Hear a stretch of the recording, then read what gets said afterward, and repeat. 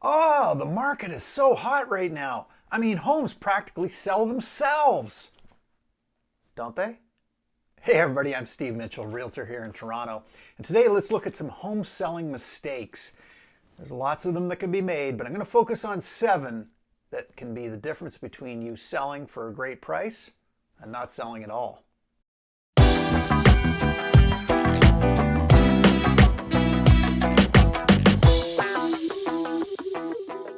Okay, so home selling mistakes. Before we get into it, just want to remind you I post regularly, so click on the subscribe button. And if you like what you're seeing, give us a like. Okay, so let's get right at it. My top 7 home seller mistakes. Number 1. Excessive price expectations. You know, it's called real estate because those who are realistic get the estate sold or bought, whatever side you're on. And look, it's hard these days. You've got media news stories screaming at you all the time about some one-bedroom bungalow in Leaside with half a wall missing or half a roof, and it sold for $3 million, and they got 40 offers, and there were fist fights on the lawn. And look, these occasional extreme stories do happen. But the reality is that the vast majority of homes sell in a predictable way over a predictable period of time for a predictable price range based on what other similar homes in the area have recently sold for. It's unsexy. I wish I could tell you everything is going to go just bananas and there's going to be, your one home is going to be the outlier that shatters all expectations, but it doesn't tend to work that way, even in this kind of a market. So ignore the media, trust your realtor, look at the evidence, and you'll make a sound decision about pricing. And that's your biggest step forward in selling your home for the most you can. Number 2. The next big mistake is not going all out on marketing. Okay, you've spent all this time straightening up your home, cleaning up, patching and touching and fluffing and making it great. And for some reason, you're going to settle for inadequate marketing. Oh, your agent may say, oh, well, we don't really need to go that crazy. You've only got a small condo.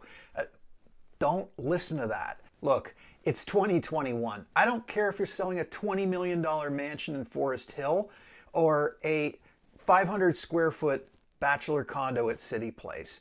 You need to pull out all the stops with technology and photography to make that home really sing online, which is where everybody is these days.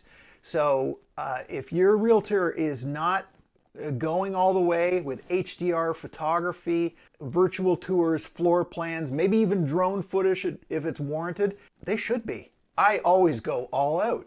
I don't care about the price point. Hell, I'll even give you professional photography if you're leasing out your condo or home. It matters that much, especially if my name's on it. I want it to look great. I want it to look great for you. Buyer eyeballs and emotions these days demand this stuff. Your competition's doing it.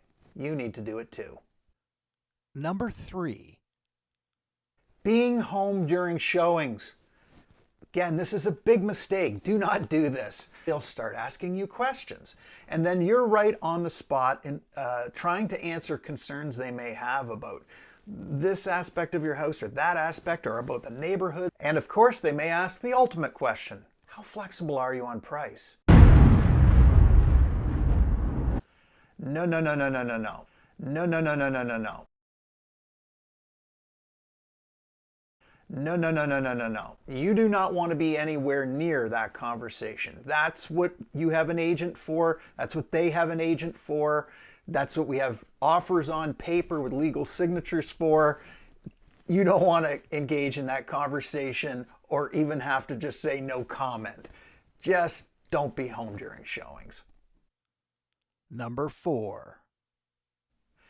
Limiting showing times. Don't do that, especially during the first week of showings. That's critical.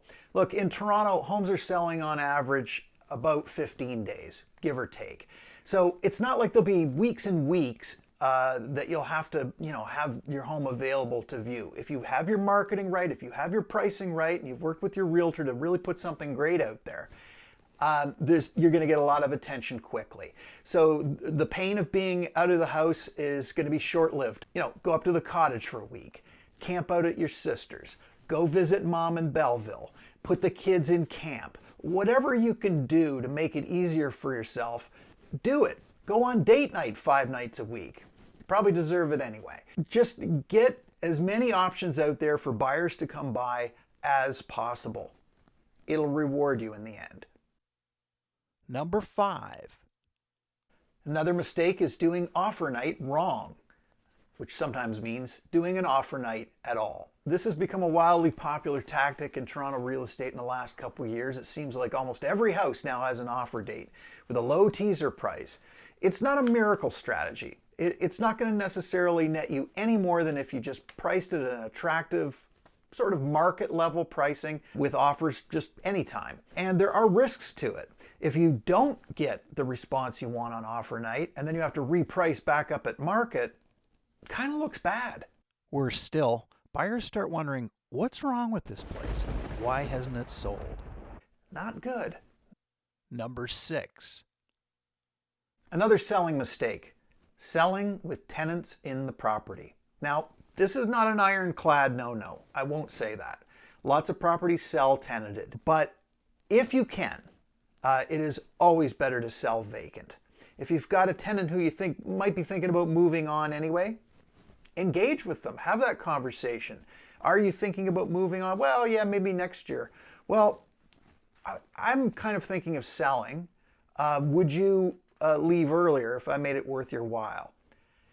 It can pay back a lot if you have a vacant property. That's all I can tell you. It's so much easier to show. You can clean it up more easily. And a lot of buyers, no matter how much they're reassured of the legality, just do not want to buy a tenanted property. And that's not good. You want as many people to come to the buying party as possible. If you can have your tenant move on amicably, great. Number 7. Another mistake, and this one's low-hanging fruit because it's easy to fix, that's the good news, is not having the status certificate on hand when you go to sell your condo. It only takes 10 days to get at most. You might get it quicker, but you should have it in hand before you list. The cheapest $150 you'll spend, and if you sell with me, it'll be my $150. I'll cover it for you. It just makes sure that there's one less condition that buyers will put on their offers.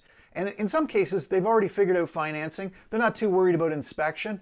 They only want to inspect the status certificate, which is totally understandable. But if you've already got it on hand, now you might be in unconditional land, and that's a good feeling. Hey, if you found this video helpful, watch some of my other videos here. I'm sure you'll enjoy them. As always, thanks for watching. I have fun making these videos and I hope you enjoy them. I'm Steve Mitchell, Realtor here in Toronto. Have a great day.